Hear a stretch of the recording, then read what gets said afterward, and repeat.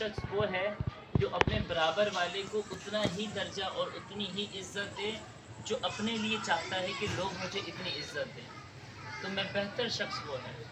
اور یہ جو بھائی بھائی والا آپس کا جو ہمارا تعلق ہے مسلمانوں کا، تو اس تعلق کو دنیا کی کوئی طاقت ختم نہیں کر سکتی.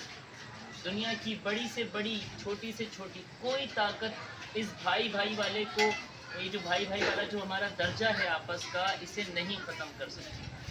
وجہ کیا ہے؟ کیوں نہیں ختم کر سکتی اس تعلق کو جو ہمارے درمیان ہے؟ اللہ تعالیٰ نے جو ہمیں اعزاز دیا ہے، اس کی وجہ یہ ہے کیونکہ اللہ تعالیٰ نے ہمیں یہ اعزاز دیا ہے.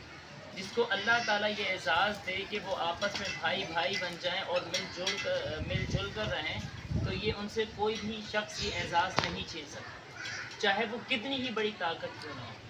تو اللہ تعالیٰ کا شکر ہے کہ اللہ تعالیٰ نے ہمیں جو ہے یہ مقام و مرتبہ عطا کیا. ہماری یہ شان اللہ تعالیٰ نے ہمیں بتائی کہ ہم آپس میں بھائی ہیں. اور اللہ کے رسول صلی اللہ علیہ وسلم فرماتے ہیں کہ تم میں بہترین شخص وہی ہے جو اپنے برابر والے کا اتنا ہی خیال رکھے جتنا وہ اپنا خیال رکھنے کا سوچتا ہے. اور تمہیں بہترین شخص وہی ہے جو اپنے پڑوسی کا اتنا ہی حق ادا کرے جتنا اپنا حق ادا کرنے کے بارے میں سوچتا ہے. اللہ کے رسول صلی اللہ علیہ وآلہ وسلم نے ہمیں پیغامات عطا فرمائے، اور اس میں سے ایک اعزاز یہ بھی ہے. اللہ کے رسول فرماتے ہیں کہ کل بروز قیامت رب کی رحمت کی چادر کے علاوہ کوئی چادر نہ ہوگی. رب کی رحمت کا جو سایہ ہوگا اس سائے کے علاوہ دوسرا کوئی سایہ نہ ہوگا. خاص رب کی رحمت کا سایہ ہوگا قیامت کے روز، اور سب اسی کے محتاج ہوں گے. رب کی رحمت کے سائے میں آنا چاہتے ہوں گے.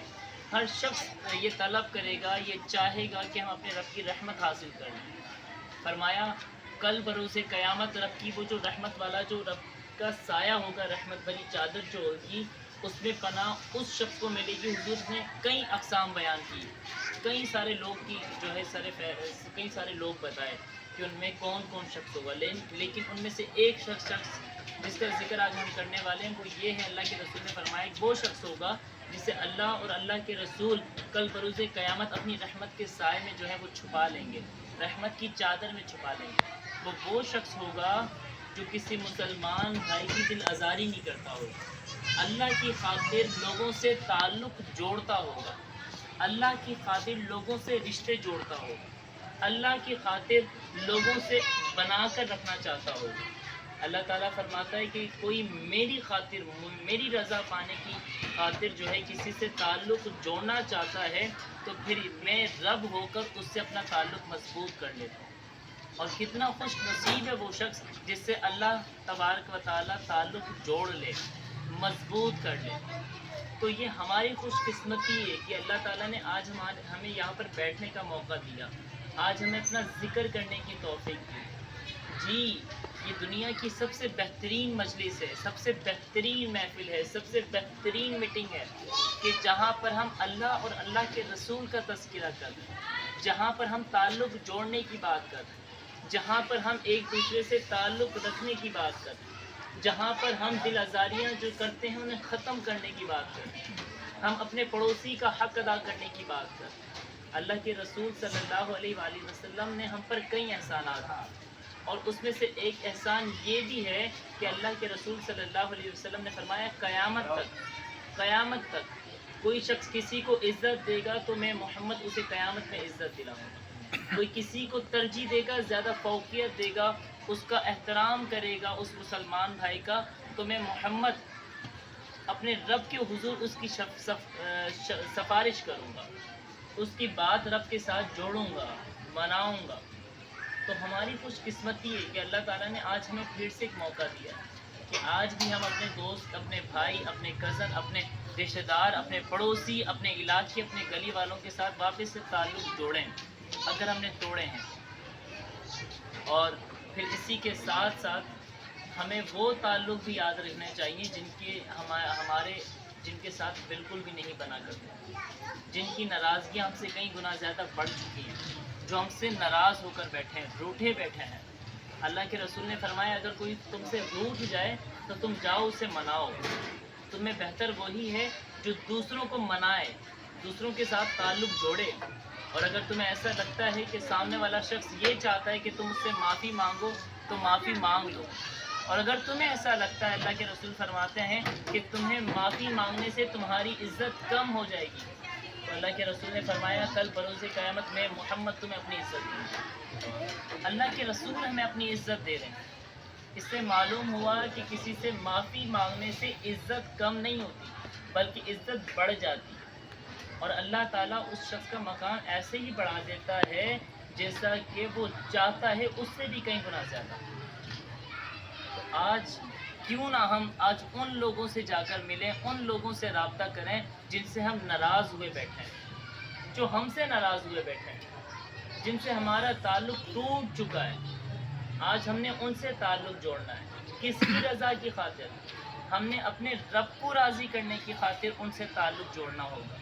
ہم نے اپنے رسول جو ہمارے پاس اللہ تعالیٰ کے میسنجر بن کر آئے، اللہ تعالیٰ کا میسج پہنچانے والے بن کر آئے، اللہ تبارک و تعالیٰ نے انہیں ہمارے پاس بھیجا تاکہ وہ اللہ کے پیغامات ہم تک پہنچائیں۔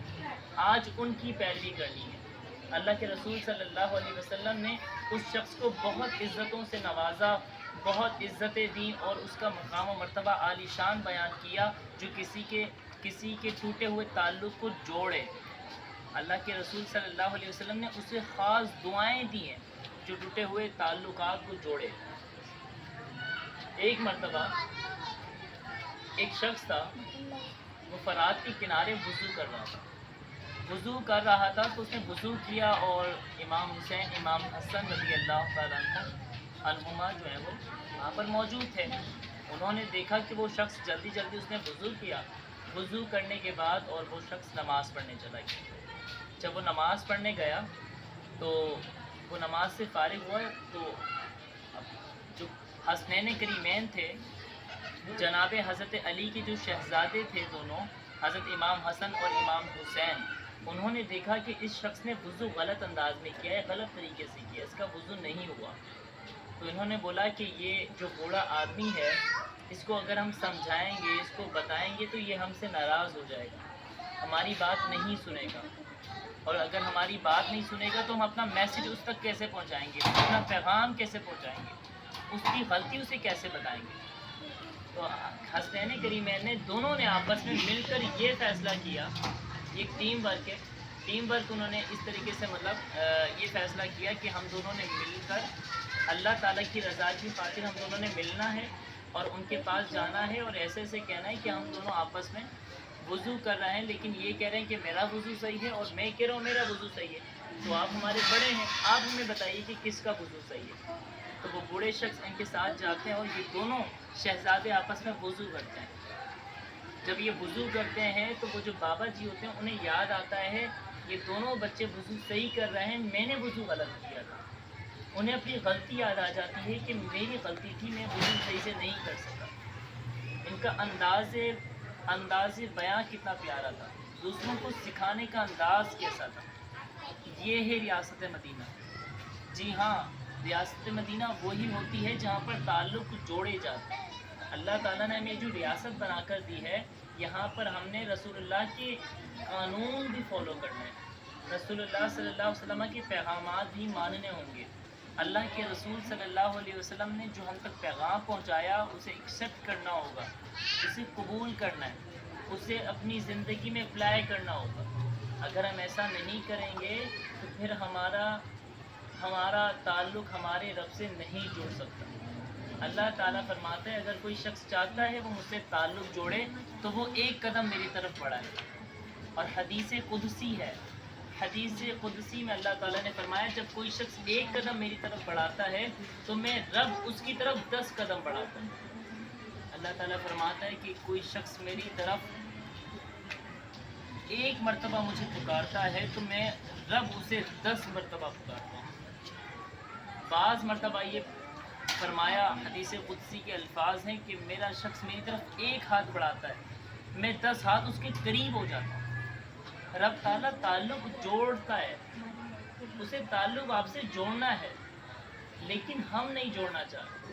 اس کی کیا وجوہات؟ اس لیے یہ وجوہات یہ ہیں کہ ہم اپنے رب کو بھولے بیٹھے ہیں، ہم بھول چکے ہیں کہ ہم کن کے امت ہیں، جبکہ ہمارے آقا، ہمارے رہنما، ہمارے سردار جناب محمد مصطفیٰ صلی اللہ علیہ وسلم ہیں، وہی ہیں جن کی ہم نے پیروی کرنی ہے، جن کی بات ماننی ہے، جن کی بات سننی ہے۔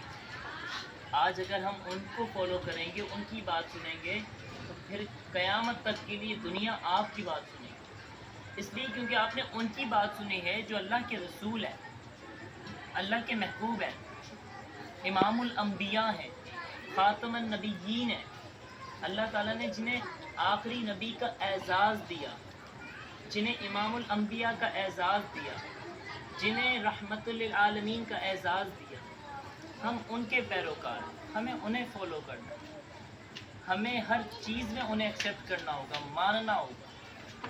ہم بات کرتے ہیں کہ ہم اللہ کے رسول صلی اللہ علیہ وآلہ وسلم کے چاہنے والے ہیں، ہم ان سے محبت کرتے ہیں، لیکن ذرا بتائیے کیا ہم انہیں فالو کرتے ہیں؟